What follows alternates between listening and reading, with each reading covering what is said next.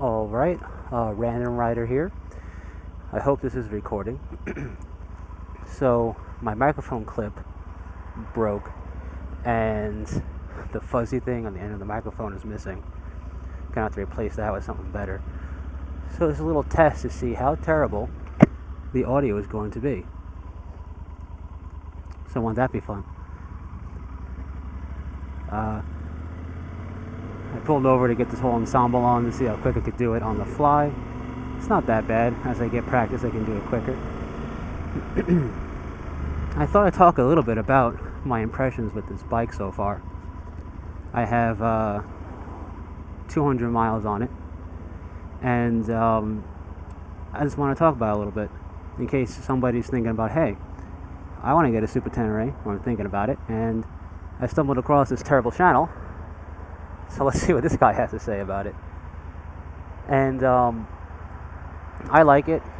Yamaha, I think, makes a good product personally. I haven't had a problem with my two Yamahas that I've had, this one included. It's a taller bike, and you have to get used to that. That's one thing that it'll always be, is a taller bike. You can't hide that fact, really. Its weight, on the other hand, it hides it pretty well. It's 575 or 180 something pounds before you put all the extra stuff on it, like crash bars and all that. I think that's its wet weight, but it hides it well. I mean, it looks like a big bike, but doesn't look that heavy. I think it's pretty. I think it has good lines, which help hide its weight, and it's very nimble and very stable in slow speeds. So I think that also helps hide the weight of the bike without actually knowing anything about the bike. Well, not knowing anything about the bike, not knowing anything about weight mechanics or anything like that. So those are two things that I think are nice. Its anti-lock braking system seems to be a pretty good quality one, and the unified braking, nothing to it really. I mean, you don't have to do anything crazy with it. It just goes. It is a twin, and if you've never ridden a twin before, like I never did, it's a parallel twin. It's different than a high revving sport bike, which is what I came off of. This is a lot lower revving. This starts to redline at 7750, for example, which is pretty low in comparison to a sport bike. But it's not supposed to be a high revving bike. It's got the torque and the grunt, so to speak. Let's see. It's got the drive shaft drive, which honestly I can't say anything good or bad about it. I know it's less maintenance, and overall you have to do nothing to it in terms of replacing it, really, which is nice. I guess it's more peace of mind than actually doing something with for your bike, which is nice. And I've never taken it off touring mode. If you saw my other terrible video, you know it has a sport mode and a touring mode, and I never took it off the touring mode. I haven't had a reason to yet, so I can't really talk about that, but the fact that it has those options are nice.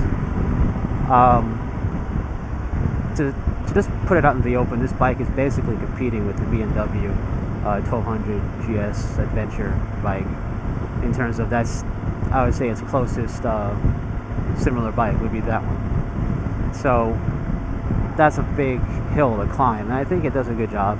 It doesn't come with heated hand grips standard, but that is an accessory you can get. Would have been nice to have it standard, but the overall price tag of the bike for what it is pretty affordable, I feel. It's an expensive bike, but it's cheaper than the BMW, and it's not that, compared to other price ranges, it's not that bad, I feel. It's 6-gallon fuel tank, gives it some weight when you put the fuel in it. As far as traction control, I've never changed it off of traction control 1, but you can, and that's another nice option. Let's go a little faster. It has power to it.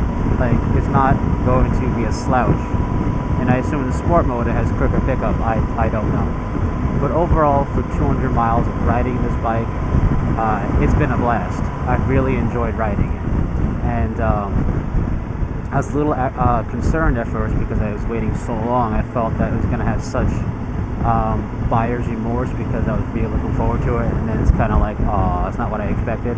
But this is great. I really do enjoy it.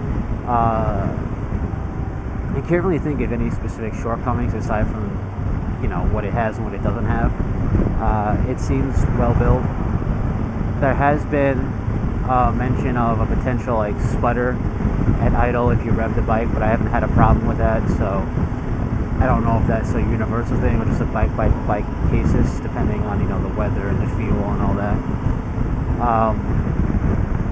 It does run best on premium, and especially for braking in, I feel you should use premium only, like 91 octane to 93 octane in the bike, just to break in the engine nicely.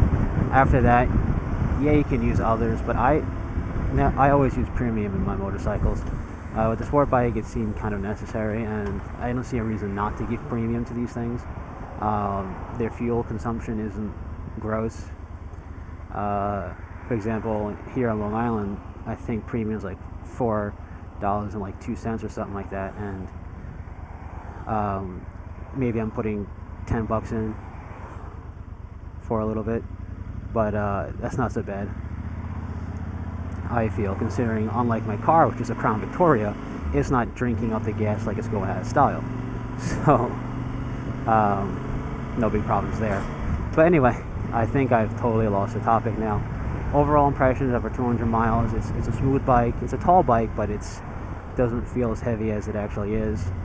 And it starts in gear. At least this one does. I don't know if they all do. And I say that because my FC6R that I had did not start in gear. I had it start in neutral only. So definitely something to think about, I guess. I don't know the percentages of bikes that start in gear as opposed to neutral, but I like the fact that it starts in gear in the case you do stall it out in like a stop and go situation or out of light. You can start it up quicker than having to pop it in neutral, start it up and go. And I say that because I don't really typically put my bike in neutral at lights. They're not really that long, the ones that I frequent, that I need to.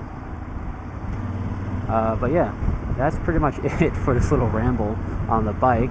Overall impressions is I like it, and I want to get more experience with it and eventually hit the dirt with it. As an adventure tourer can do that. So that's it. Take it easy.